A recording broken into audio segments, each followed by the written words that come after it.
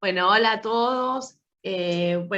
Cuando tuvimos hace algún tiempito reunión con Caro, eh, nosotras estamos desde que comenzó ALAPA, ¿no? En el origen.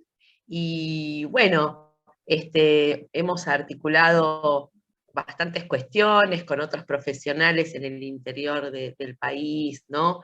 Para llegar a los pacientes de todo el territorio.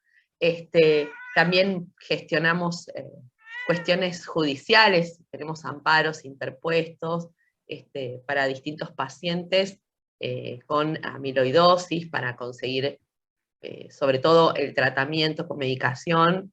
No es fácil porque son tratamientos de muy alto costo, pero bueno, hemos representado lo que sí.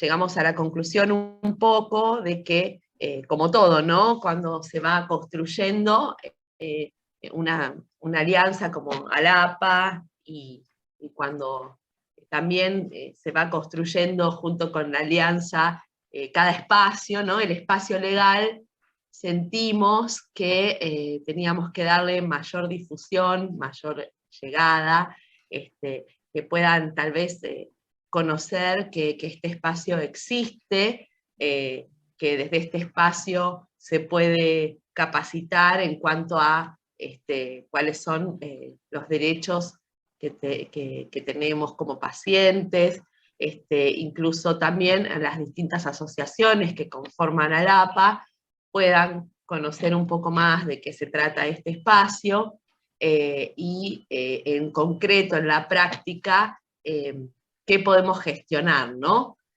Y un poco, bueno, la idea de este taller, de este primer taller es más que nada conocer qué trabajamos en este área, ¿no?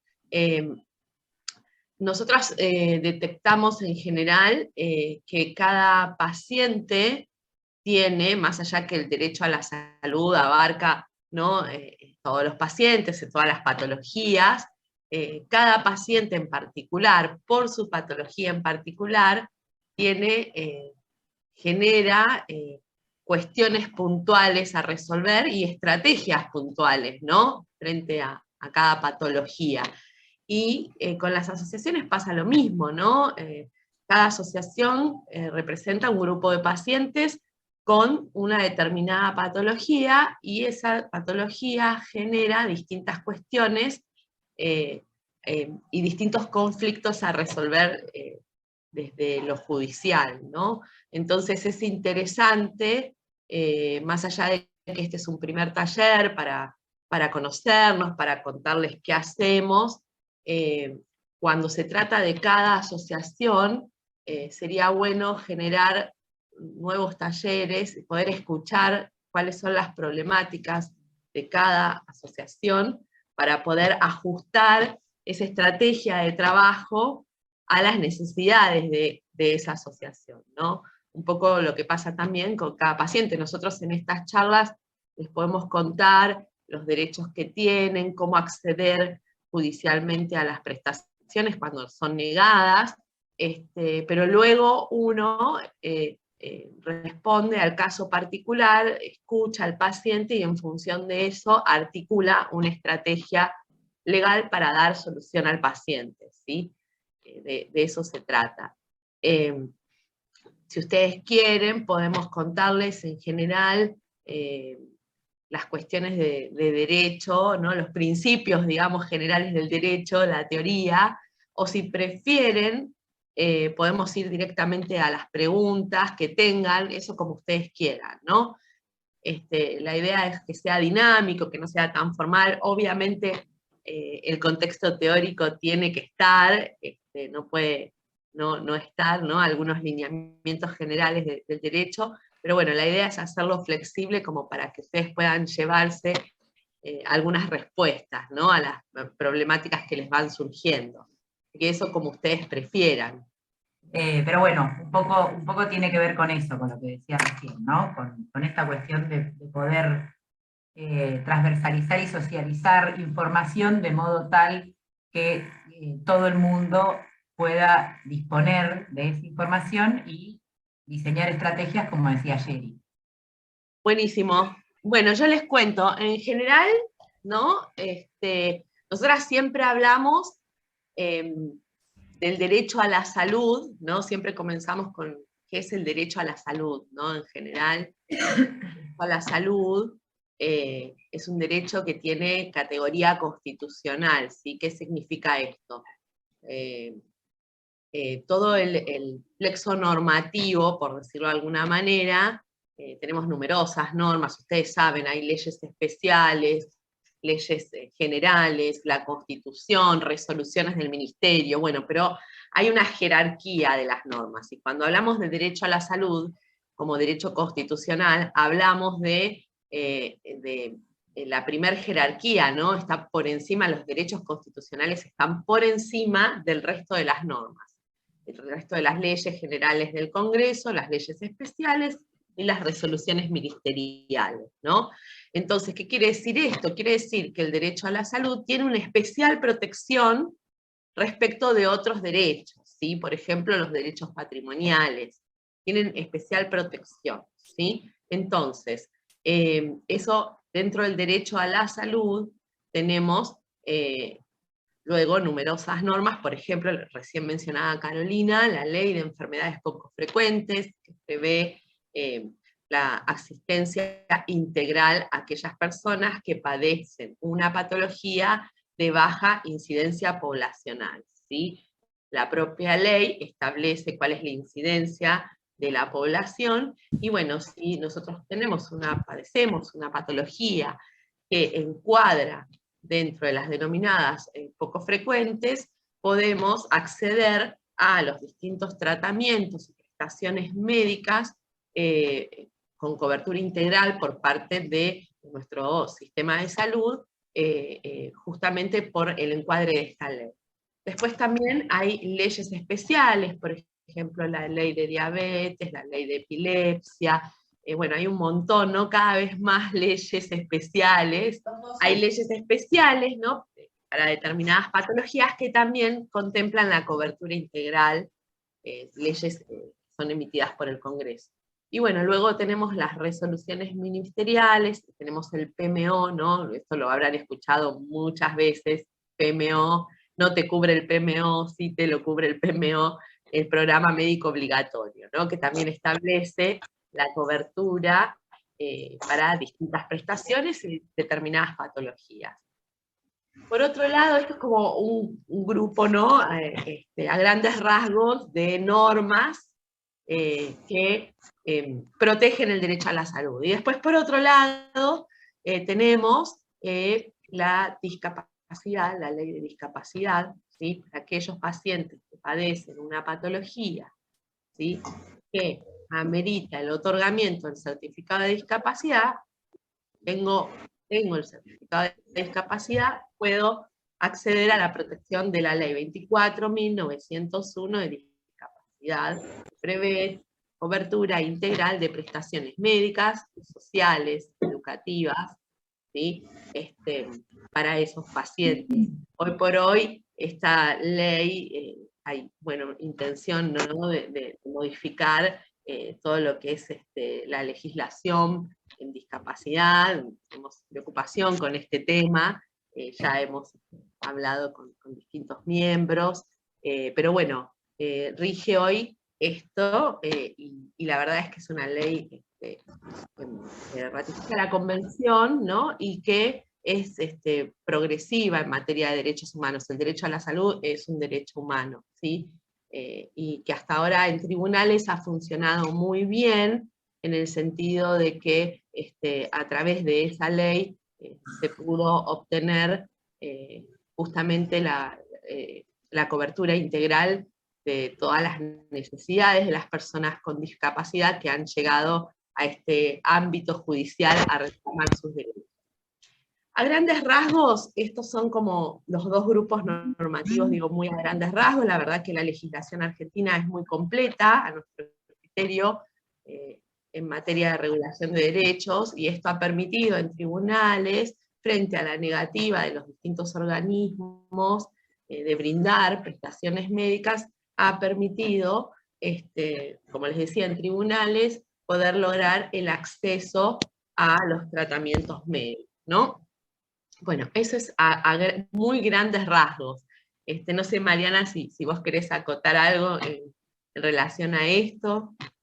No, estaba tratando de encontrar un power, pero bueno, ya más o menos dijiste la gran parte. Me parece que, solo que para profundizar un poco más, la importancia de entender que el derecho, y digamos, hay leyes especiales que dan una tutela mayor, como es la ley de enfermedades poco frecuentes que mencionabas, Caro, y que son más tuitivas porque se considera que hay un grupo de personas que se encuentran en mayor situación de vulnerabilidad, ¿no? Por las dificultades que tienen las personas en el diagnóstico, en el acceso al diagnóstico, y asimismo en el acceso al tratamiento, este, para tener mejor calidad de vida con sus enfermedades de base. Entonces, bueno, hay una máxima que es que la ley especial está por sobre la ley general, y eso nos impone la obligación de conocer con mayor detenimiento la normativa específica, ¿no? Si bien, como decía Jerry, la Argentina es un país que tiene un marco normativo súper amplio y muy protectorio de la persona, ¿no? Sobre todo en materia de salud, no solo en materia de discapacidad, fundamentalmente en materia de salud, y además, digamos, en tónica de una discriminación positiva para aquellas personas que están en situación de discapacidad, más protectoria aún. Lo cierto es que las personas que tienen enfermedades poco frecuentes también cuentan con ese marco normativo específico y más tuitivo. Bueno, ahí está. ¿Cómo está formado el sistema de salud en Argentina? Bueno, hay tres subsistemas. Por un lado está el sistema público universal, ¿no? Nacional, provincial y municipal. Después, a través de la seguridad social, ¿sí? Con afiliación obligatoria. ¿Qué significa esto? Por ejemplo, como producto de nuestro trabajo en relación de dependencia, o como monotributistas, o como comerciantes, tenemos una parte del aporte va al sistema de obras sociales, ¿sí? Y mediante una elección de obra social, podemos afiliarnos a ella y eventualmente pedir nuestras prestaciones médicas a la obra social. ¿Bien? Hay obras sociales nacionales, universitarias, hay mutuales también. Bueno, por otro lado, tenemos el PAMI, ¿no? Cuando nos jubilamos o recibimos una pensión, por default los aportes van a PAMI, y PAMI tiene obligación de brindar cobertura a todos los afiliados. Y por último, tenemos el sistema privado, el sistema de medicina prepaga, ¿no? A través de un contrato con la empresa prepaga, podemos asociar, y también las prepagas tienen obligación de cobertura en materia de salud. A grandes rasgos, yo lo que les quiero aclarar es que esto es muy general, y siempre, digamos, para poder ahondar, porque abarca mucho el tema de salud, siempre es interesante poder hacer, si ustedes quieren, talleres puntualmente por cada tema, ¿no? Porque realmente es muy amplio. Por eso esto es como un lineamiento muy, muy general, perdonen que aclare, pero bueno, es importante que lo sepan, porque sé que de cada cuestión surgen luego muchas dudas, ¿no? Así que, pero bueno, este es cómo está conformado el sistema de salud en Argentina. No sé si quieren pasar a la otra. Filmina, no sé quién lo está llevando. No, yo lo estoy pasando, pero no, que ahora no me deja salir del PowerPoint. Sí, ahí está. Bueno, ¿qué es la seguridad social? Es un derecho humano fundamental y por tanto exigible, ¿sí? Consiste en proteger a las personas ante las contingencias y necesidades sociales que enfrentan durante su vida: vejez, desempleo, enfermedad, accidentes laborales, maternidad o pérdida de sostén familiar. Lo que busca es asegurar el acceso a la asistencia médica y garantizar la seguridad del ingreso económico en esa situación. Es un sistema que se basa en los aportes, cotizaciones de las personas con trabajo formal, así como por los aportes de los empleadores y el dinero proveniente de las recaudaciones impositivas por parte del Estado. Es lo que les contaba antes, ¿no? El sistema de seguridad social, que realizamos aportes y en virtud de eso, uno de los beneficios que se tiene es la cobertura en las necesidades médicas, ¿no? Justamente porque por mandato constitucional el Estado es garante, ¿sí?, de nuestro bienestar y por ende de nuestra salud. Tiene obligación de asegurar a los ciudadanos el mejor estándar de salud posible. Bueno, primero, acá ya es más práctico, ¿no? Primeros auxilios, cuando nos contacta una persona por tema de cobertura de salud.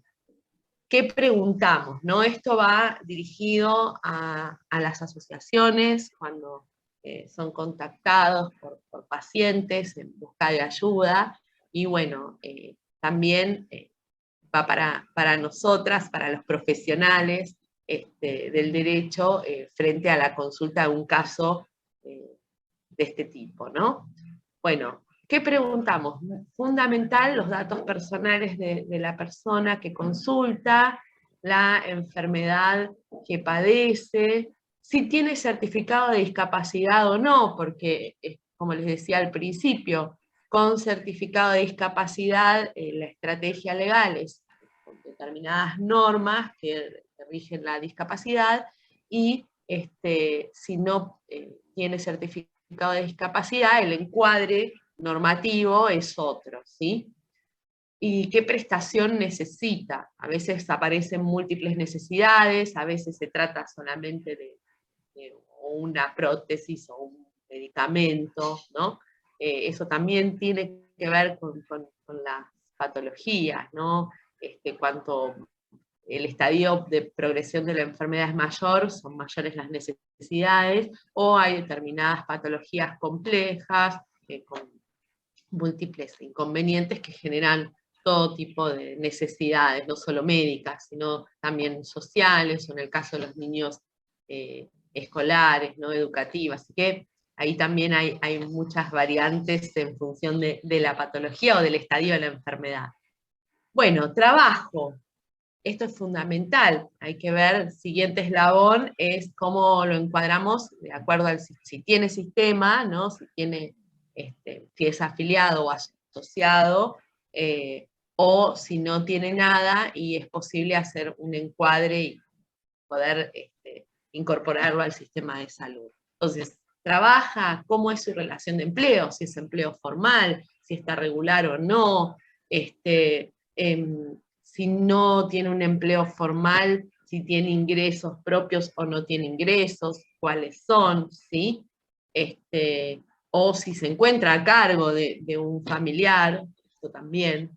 Habitación y vivienda, se alquila, si tiene vivienda propia. Estas son preguntas para poder hacer un encuadre, ¿no?, de cuál es su situación social y familiar, ¿no? Si se encuentra en un grado de vulnerabilidad el paciente o no, o si tiene recursos. Bueno, ¿tiene cobertura de salud? ¿Qué tipo de cobertura tiene? Si tiene una prepaga, si tiene obra social, si tiene prepaga y obra social, si es monotributista o no, si no tiene nada, ¿sí?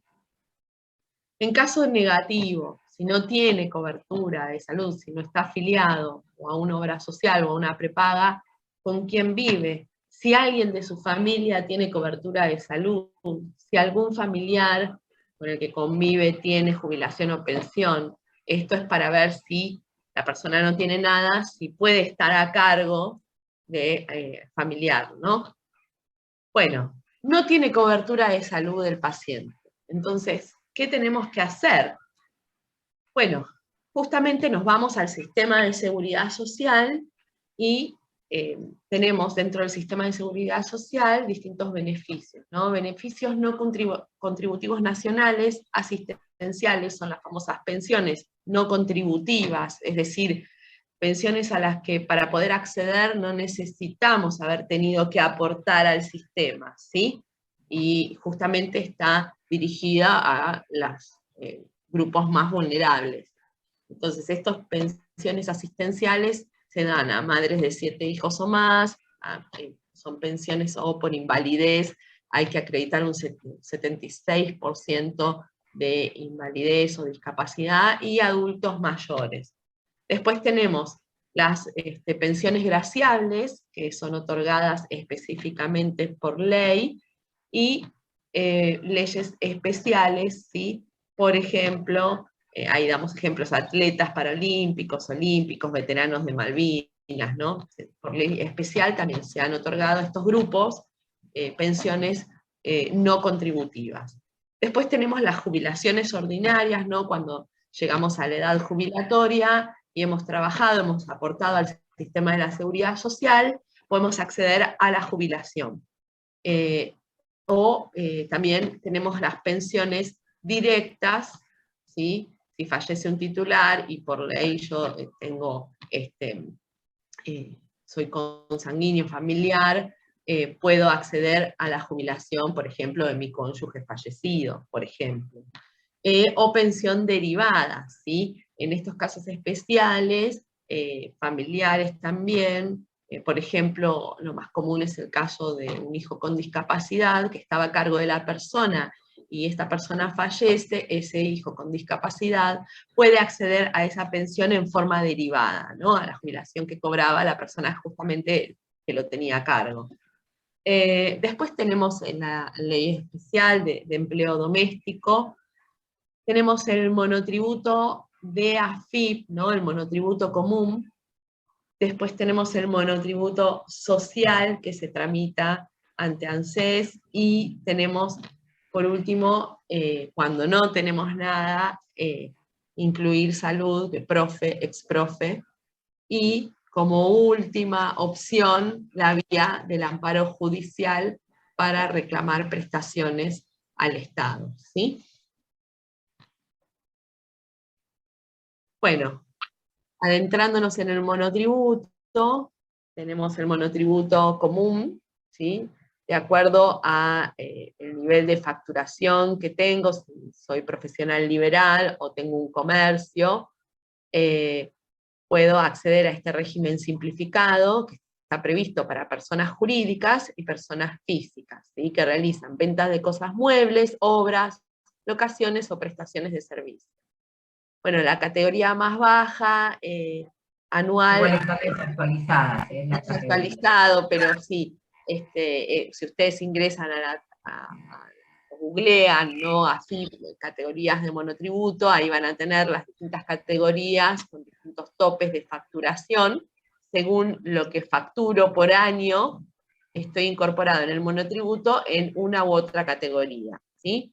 Cuando hago aportes al monotributo, uno de esos aportes, como les dije antes, va a el sistema de obras sociales, y a través de este monotributo yo elijo una obra social a la que puedo afiliarme. Plata de acá y comprarme galletas, algo para comer. Después tenemos el monotributo social, ¿sí?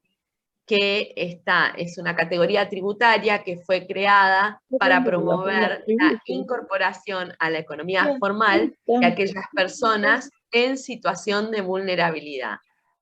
Lo pueden tramitar quienes realizan una única actividad económica productiva, comercial o de servicios, o proyectos productivos de hasta 3 integrantes, o cooperativas de trabajo con un mínimo de 6 asociados.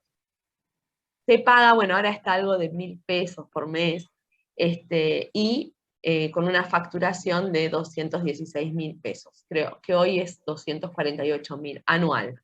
¿Qué significa esto? Significa que el monotributo social está dirigido a aquellas personas que trabajan por cuenta propia, y acá quiero resaltar una diferencia.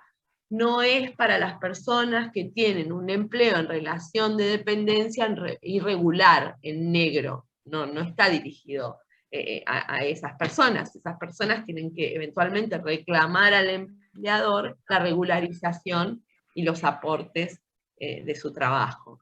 Es para personas que trabajan por cuenta propia, pueden ser hasta 3 integrantes que formen una cooperativa, por hoy hay muchas cooperativas de trabajo, pero que no llegan a una facturación de las establecidas en el monotributo común, ¿sí? Sino que es mucho menor.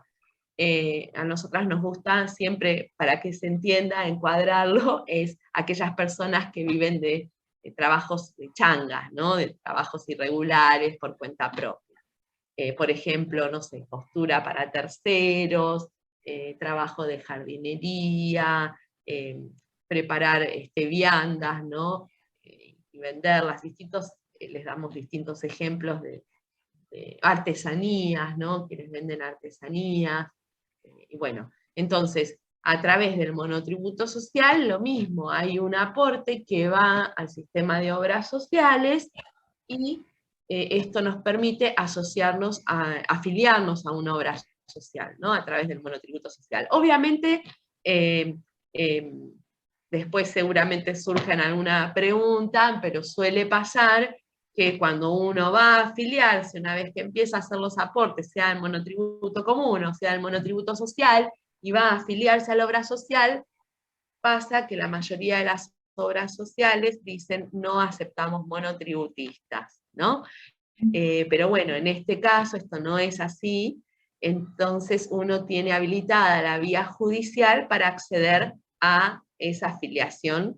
¿Por qué? Porque se realizó el aporte y por la ley de obras sociales debe poder afiliarse, y lo mismo, no hay ningún artículo del monotributo que dé la posibilidad a las obras sociales de excluir monotributistas, ¿no? Pero bueno, muchas veces hay que pedir la afiliación por vía judicial, lamentablemente, ¿sí? Este es uno de los problemas, pero bueno, monotributo da para hablar muchísimo, es como un capítulo aparte, ¿no? Bueno, tips para solicitar prestaciones. Como primera medida, comprender qué solicitamos. Yo sigo hablando, pero bueno, no sé, Mariana, si querés seguir vos. No, Sigo, bueno, vos avisame. la Filipina, me siento la apuntadora desde acá. Sí, comprender qué solicitamos, ¿sí? Muchas veces cuando hacemos el abordaje de paciente o de un familiar del paciente que está ocupándose de este tema, bueno, de esa entrevista lo principal es poder enumerar cuáles son las necesidades de ese paciente, ¿sí? Fundamental tener bien tipificado cuáles son las necesidades. 2, ¿qué necesitamos? Bueno, como les decíamos antes, la documentación personal. DNI, fundamental. Credencial de afiliado a obra social o de asociado a medicina prepaga. Si está afiliado, bueno, credencial. Comprobante de pago, si está asociado a una empresa de medicina prepaga, bueno, factura, última factura de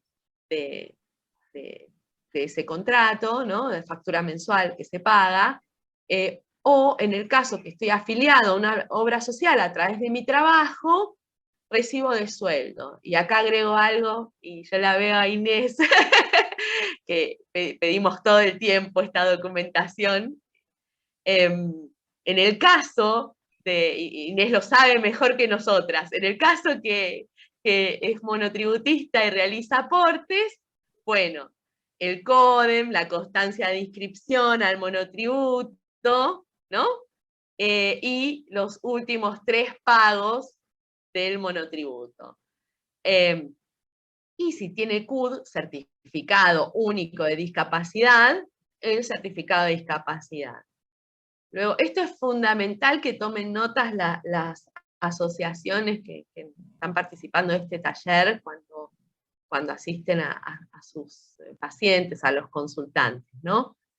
Prescripción médica, ¿sí? Receta.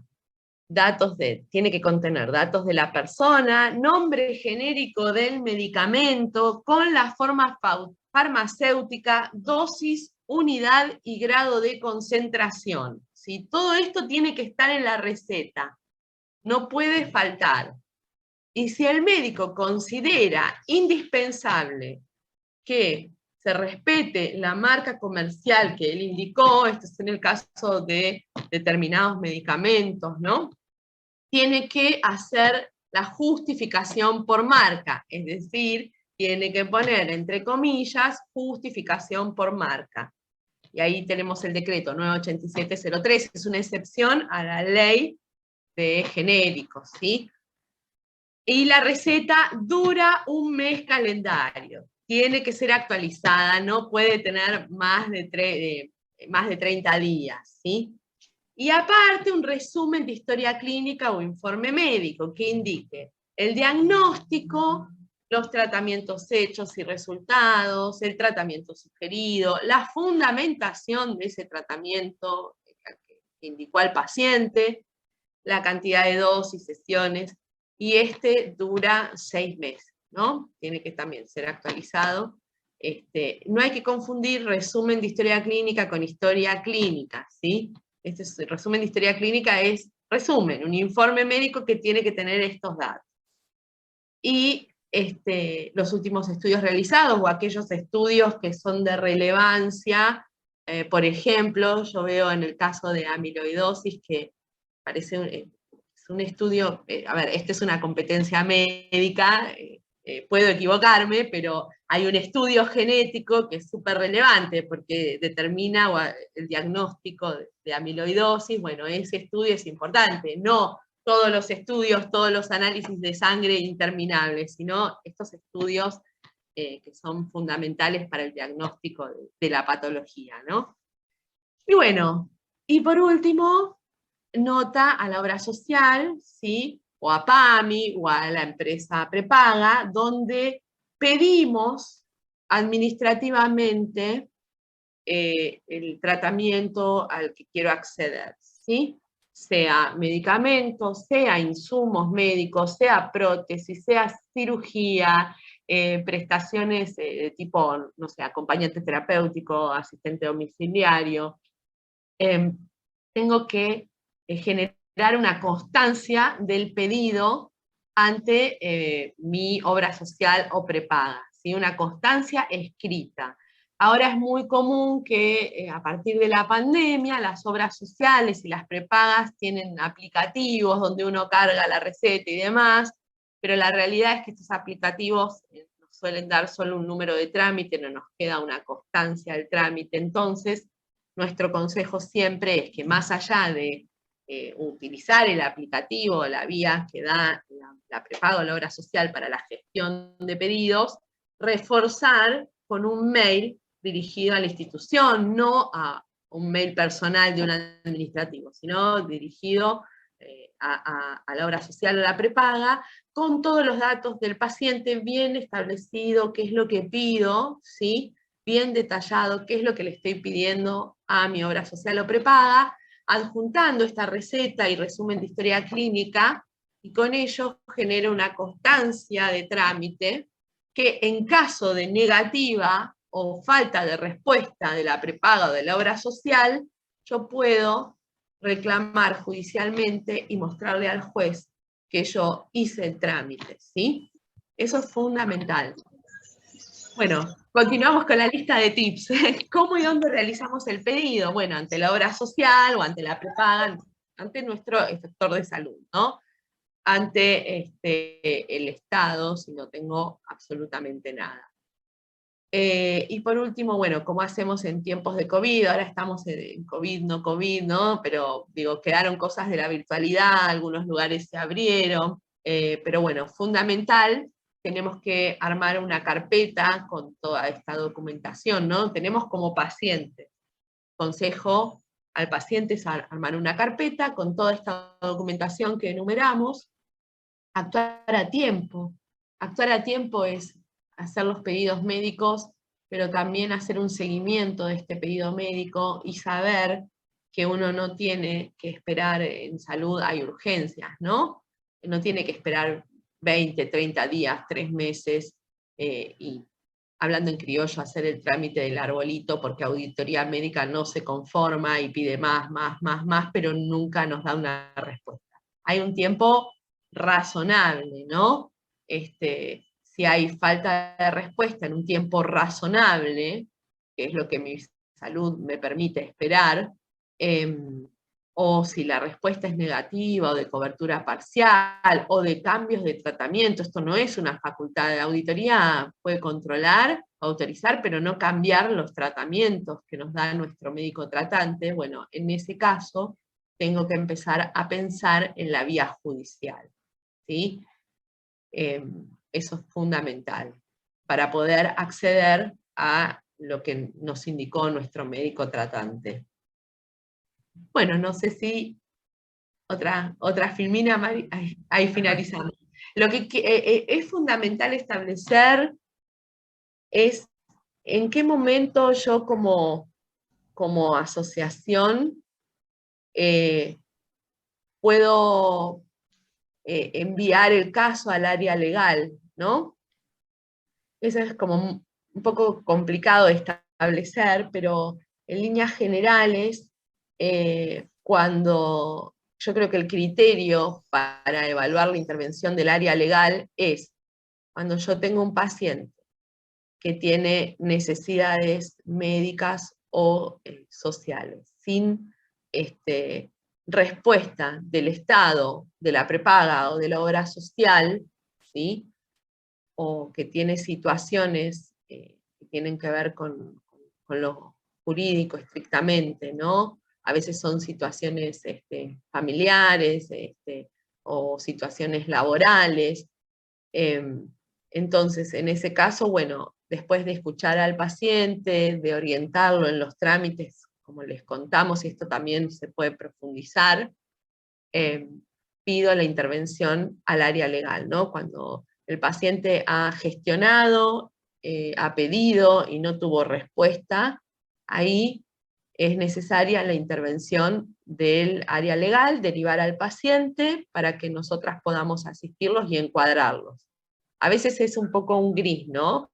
Pero bueno, tiene que ver con el conocimiento. La verdad es que si las asociaciones comenzaron hace poquito a recibir pacientes y escuchar y contener, el consejo es que ante la duda derivar al área legal, ¿no? Cuando perciben que no están recibiendo una buena respuesta de parte de su obra social o prepaga, bueno, ahí la derivación al área legal. Después aquellas asociaciones que ya hace muchos años que tienen asistencia a pacientes, bueno, ya tienen como más incorporado, internalizado, ¿no? Esta detección del paciente, porque eso la verdad que a todos nos pasa, sucede después de años de escucha al paciente poder detectar si hay que derivar al área jurídica o no. Pero como les digo, es un proceso que lleva tiempo de escucha y experiencia para poder determinar si el tema se puede resolver administrativamente o requieren intervención judicial, ¿no? Así que nuestro consejo, si se quiere, a los que comienzan con esta asistencia, es que ante la duda, antes de avanzar solos en, por ejemplo, alguna gestión administrativa, nos consulten, ¿no? Porque es muy importante, lo administrativo marca también la estrategia judicial, ¿no? A seguir. Bueno, no sé, Mari, si querés agregar algo. No, me parece que por ahí está bueno que podamos intercambiar Sí. con el resto de quienes están presentes en la sala. La verdad digamos, el Power y lo que contaba Jerry es un poco el esqueleto del ABC, pero también comenzó diciendo que por ahí a nosotras como equipo siempre lo que nos sirve mucho y que hasta acá por ahí no tuvimos la posibilidad de hacer, mayormente por los tiempos pandémicos que atravesamos, es conocer las necesidades de las asociaciones que conforman a la APA, que nos permite también tener un mayor conocimiento de qué patologías son las que tienen mayor dificultades en el acceso. Bueno, por eso cuando Caro empezó diciendo si la conocíamos, Inés, le digo, sí, Inés, además de conocerla, es una amiga, ¿no? Porque bueno, qué sé yo, hace muchos años que está en la pomada, como diríamos en el barrio, y además que labura, que la conocemos, que sos una eminencia en vos misma, y por ahí, bueno, es cierto que que creciendo tiene todo un trabajo, hoy por suerte una realidad mucho menos dificultosa, me parece, acá hablo medio por boca de jarro, pero de la que les escucho a ustedes dos, ayer y a Inés, porque han hecho un trabajo de hormigas respecto al acceso, pero bueno, por ahí sí es de suma utilidad, además de las dudas, por supuesto, que se puedan presentar y que podamos ir viendo y conversando, también conocer un poco cuáles son esas realidades para, bueno, para nutrirnos, ¿no? de esas cuestiones y esas problemáticas eventualmente.